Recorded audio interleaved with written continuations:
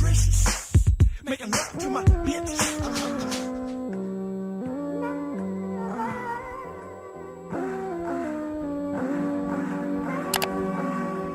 Speedrunning is an incredibly accessible hobby. If you like a video game, have the peripherals to play it, and a way to record it, you can get started on the journey to the top of the leaderboards. Sometimes, the peripherals required weren't designed with the human body in mind, and with the countless hours runners put into their games, can slowly cause pain over time. Speedruns use vastly different types of controllers. Wiimotes, DualShocks, joysticks, dukes, and touchscreens all have their place. Some are used far more than others, while setups can vary due to budget or space. So now that you have all this free time to speedrun, how can you enjoy your journey safely?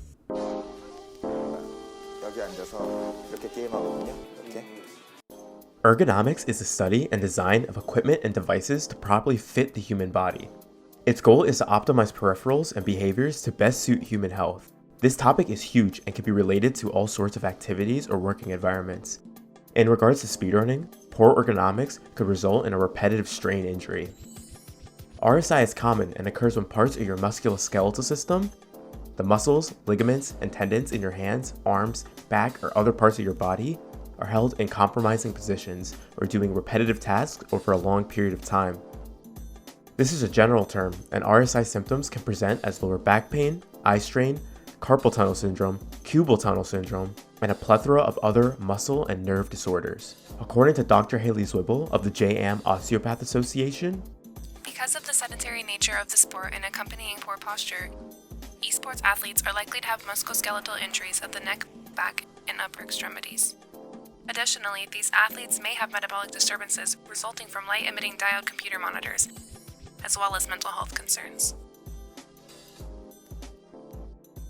Countless esports professionals and even speedrun streamers like Torjay, Simply, Bloody Biscuits, Figo2, Bouncy Boy, Linkus, and anybody who's ever made Fox have publicly spoken about their struggles with hand pain and other physical or mental gaming related health issues. So how do you stay healthy? Speedrunning, particularly while streaming or playing PC games, will require an adequate desk setup. Keep in mind that no exact setup will necessarily be good for everyone.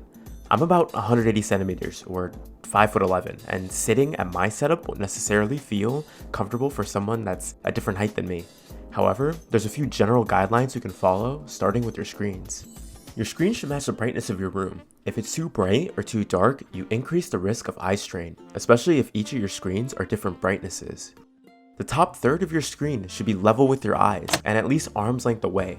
This should be high enough to where you can sit up straight and see your entire screen without moving your head up or down, and far enough away that you won't need to lean forwards or move backwards to see. These guidelines help reduce the risk of nerd neck or upper cross syndrome and computer vision syndrome. However, an optometrist may also recommend some special reading glasses for computer screens. It's pretty easy to set this up for monitors. They're lightweight and easy to move around. Monitors that come with highly adjustable stands, purchasing your own base amount, or even common household items can help adjust their placement. CRTs are much more difficult to manage.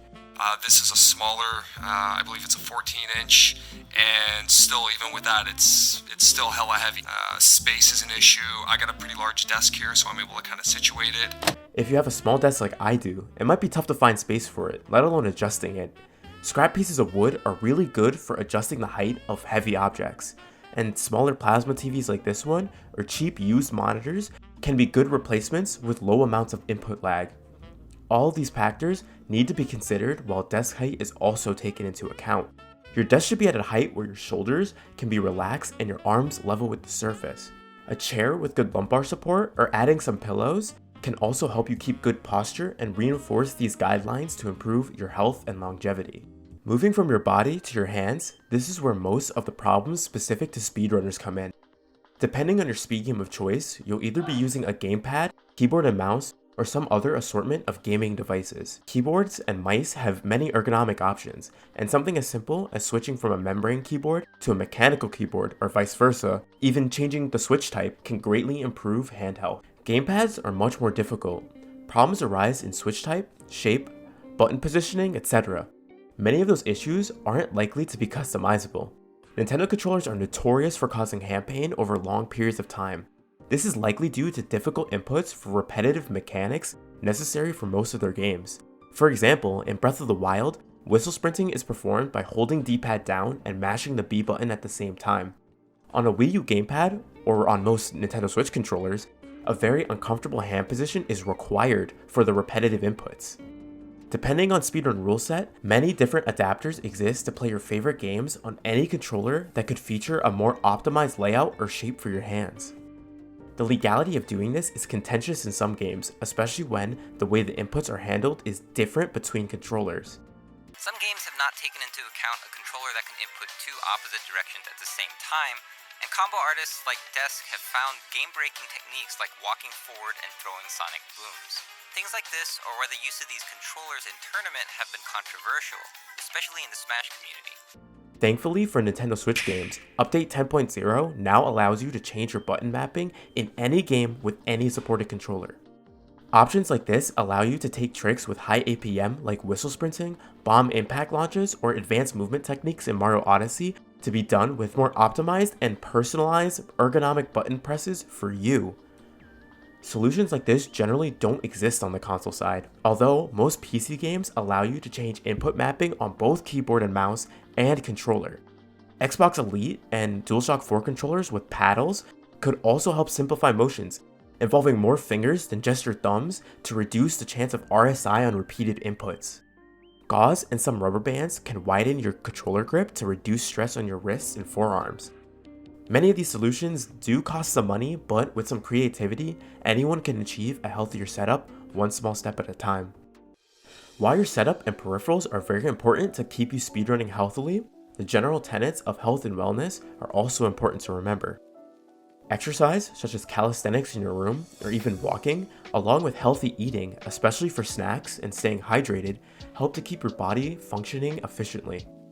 While the conventional wisdom is to take 5-minute breaks every hour, this isn't exactly possible for most speedruns. Instead, take small breaks whenever you can. These breaks should be as simple as just getting up and moving around. This could be during a cutscene, or you could even mash text with your other hand.